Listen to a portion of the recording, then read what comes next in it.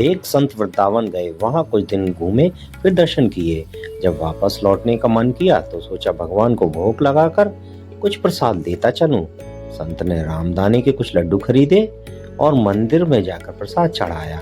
आश्रम में आकर सो गए, क्योंकि संत को सुबह ट्रेन से निकलना था। सुबह वृंदावन से चली ट्रेन को मुगल सराय स्टेशन तक आने की शाम हो गई। संत ने सोचा अभी पटना तक जाने में 3-4 घंटे और लगेंगे, भूख लग रही है। मुगल सराय में ट्रेन आधे घंटे रुकती है, लो हाथ पैर धोकर संध्या वंदन करके कुछ पा लिया जाए। संत ने हाथ पैर धोए और लड्डू खाने के लिए डिब्बा खोला। उन्होंने देखा लड्डू में चींटे लगे हुए थे। उन्होंने चींटों को हटाकर 1-2 लड्डू खा लिए। बाकी बचे हुए लड्डू का प्रसाद बांट दूंगा ये सोचकर छोड़ दिए। पर कहते हैं ना, संत हृदय नवनीत समाना। बेचारे लड्डू से अधिक उन चींटियों की चिंता सताने लगी। सोचने लगे ये चींटे वृंदावन से इस मिठाई के डिब्बे में आए हैं। बेचारे इतनी दूर तक ट्रेन में मुगल सराय तक आ गए। कितने भाग्यशाली थे, इनका जन्म वृंदावन में हुआ था। अब इतनी दूर से पता नहीं कितने दिन लग जाएंगे, कितने जन्म लग जाएंगे इनको वापस पहुंचने में। पता नहीं ब्रज की धूल इनको फिर कभी मिल पाएगी या नहीं। मैंने कितना बड़ा पाप कर दिया, इनका वृंदावन छुड़वा दिया। नहीं नहीं, मुझे वापस जाना होगा।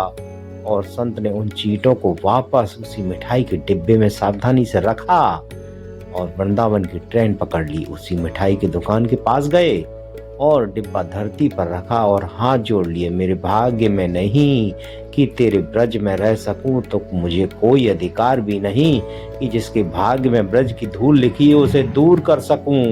दुकानदार ने देखा तो आया और कहने लगा, महाराज चींटे लग गए तो कोई बात नहीं, आप दूसरी मिठाई तुलवा लो। संत ने कहा, भैया मिठाई में कोई कमी नहीं थी, इन हाथों से पाप होते होते रह गया, उसी का प्रायश्चित कर रहा हूँ। दुकानदार ने जब सारी बात जानी तो संत के पैरों के पास बैठ गया और भावुक हो गया। इधर दुकानदार रो रहा था, उधर संत की आंखें गीली हो रही थी। बात भाव की है, बात उस निर्मल मन की है, बात ब्रज की है, बात मेरे वृंदावन की है, बात मेरे नटवर नागर और उसकी राधा रानी की है, बात मेरे कृष्ण की राजधानी की है। बूझो तो बहुत कुछ है, नहीं तो बस पागलपन है, बस एक कहानी है। घर से जब भी बाहर जाएं तो घर में विराजमान अपने प्रभु से जरूर मिलकर जाएं, और जब लौट कर आएं तो उनसे जरूर मिलें, क्योंकि उनको भी आपके घर लौटने का इंतजार रहता है। घर में यह नियम बनाएं कि जब भी घर से बाहर निकलें तो घर में मंदिर के पास 2 घड़ी खड़े रहकर कहें कि प्रभु चलिए, आपको मेरे साथ रहना है। ऐसा बोलकर ही घर से निकलें, क्योंकि आप भले ही लाखों की घड़ी हाथ में क्यों न पहने